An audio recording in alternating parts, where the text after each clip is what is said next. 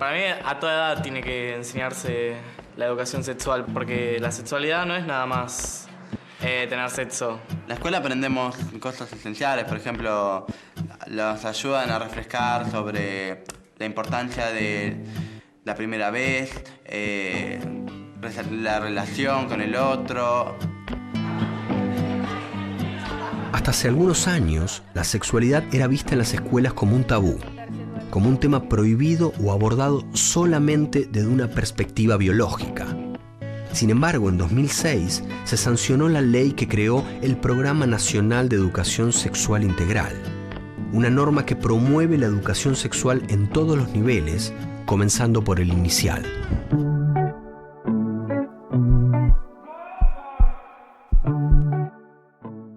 Como futuras docentes en formación, hemos seleccionado algunos de los objetivos que creemos relevantes para trabajar la educación sexual integral en las escuelas, como por ejemplo, la complejidad de los procesos de construcción de una sexualidad y sus expresiones a lo largo de cada periodo madurativo, la adquisición de conocimientos amplios, actualizados y validados científicamente sobre las distintas dimensiones de la educación sexual integral, así como las habilidades requeridas para su transmisión a niños, niñas y adolescentes. Por ejemplo, dimensiones psicológicas, biológicas, étnicas, de derecho, socioculturales e históricas y de salud.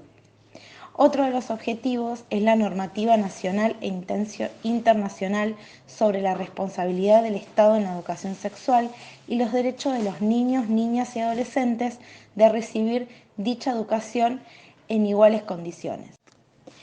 La generación de espacios que permitan el ejercicio pleno de los derechos de niñas, niños y adolescentes, y así también como el desarrollo de habilidades para el tratamiento de situaciones producto de las diversas formas de vulneración de derechos como el maltrato infantil, el abuso sexual, la violencia de género y la trata de niños y niñas.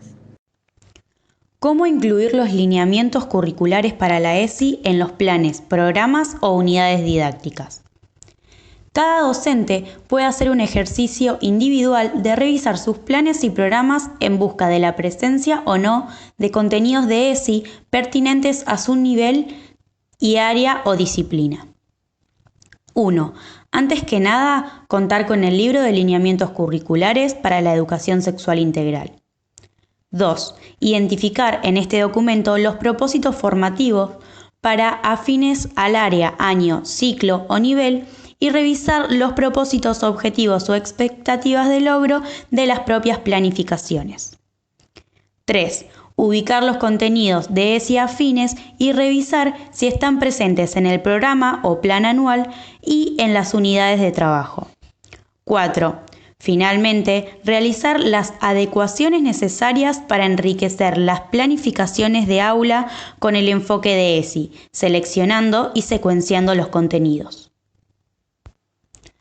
Al igual que para pensar esta tarea a nivel institucional es preciso un ir y venir permanente entre lo curricular explícito y la reflexión sobre nosotros mismos, proponemos también en este caso hacer un ejercicio para identificar los propios temores, creencias o valoraciones. Por ejemplo, podríamos preguntarnos: ¿qué contenidos de ESI nos resultan más fáciles para trabajar con los chicos y las chicas? ¿Por qué? ¿Sobre qué temas nos da miedo, vergüenza o sentimos rechazo al trabajar en clase? ¿Por qué? ¿Cómo podemos revertir este malestar? ¿Lo compartimos con algún colega? ¿A quiénes podemos pedir asesoramiento o colaboración? ¿Nos sentimos condicionados por posibles reacciones de la familia cuando imaginamos el desarrollo de algún tema de ESI? ¿O por posibles reacciones de las autoridades de la escuela o la supervisión? ¿Por qué? ¿Cómo podemos resolver algunas de estas dificultades? ¿Las compartimos con algún colega? ¿A quiénes podemos pedir asesoramiento o colaboración? ¿De qué forma mirar desde la ESI la organización cotidiana de la escuela? Los propósitos formativos, enunciados en los lineamientos curriculares para la ESI, señalan claramente la dirección hacia la cual tenemos que orientar las acciones de educación sexual en nuestra escuela. ampliar el horizonte cultural de niños, niñas y adolescentes, valorar y estimular la expresión de la dimensión afectiva de la sexualidad, promover la apropiación de los derechos vinculados a ella, propiciar el conocimiento, cuidado y respeto del propio cuerpo y el de los demás, promover valores y actitudes como la solidaridad, el amor, la responsabilidad, el respeto a la intimidad propia y ajena. También debemos brindar herramientas de autoprotección para casos de vulneración de derechos y propiciar aprendizajes basados en el respeto a la diversidad y el rechazo a todas las formas de discriminación. Todos estos son objetivos que deberíamos tener en cuenta a la hora de repensar la organización escolar para que la ESI forme parte de la cultura institucional. Como primer paso, es necesario ejercitarse en la observación de la vida cotidiana escolar, para descubrir las marcas que esa realidad va dejando en los adultos, adolescentes, niños y niñas. Porque día tras día, en la escuela, se ponen en acto innumerables gestos, palabras, silencios, rituales y normas que hablan sobre lo permitido y lo prohibido, sobre lo esperable y lo que se aparta del libreto, sobre las visiones y los valores predominantes en relación con la sexualidad. Por ejemplo, pensemos si hay alguna regla implícita sobre cómo se distribuye habitualmente entre varones y mujeres el espacio usado durante el recreo, o si al observar los juegos o las actividades que los alumnos y alumnas realizan en el recreo, tenemos una mirada teñida por los estereotipos como ese no es un juego de varones o esa actividad no es para mujeres. En tal sentido, será necesario realizar algunos ejercicios de observación en la propia escuela.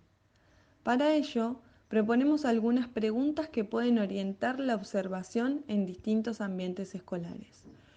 En los cuadernos de comunicación, el cuaderno de convivencia escolar, las carteleras, notas y anuncios. ¿Qué lenguaje estamos usando para convocar a las familias? ¿Hablamos de reuniones de padres, de familias, otros? ¿En el lenguaje incluimos diversidad de organizaciones familiares o solo la familia conformada por padre, madre e hijos? ¿Invitamos a las familias a participar o simplemente a asistir y a escuchar en las reuniones que hacemos con ellas? También en la sala de maestros o profesores surgen otras preguntas, como por ejemplo, ¿hay expresiones en las que atribuimos ciertos comportamientos a los alumnos y alumnas solo por ser varones o mujeres?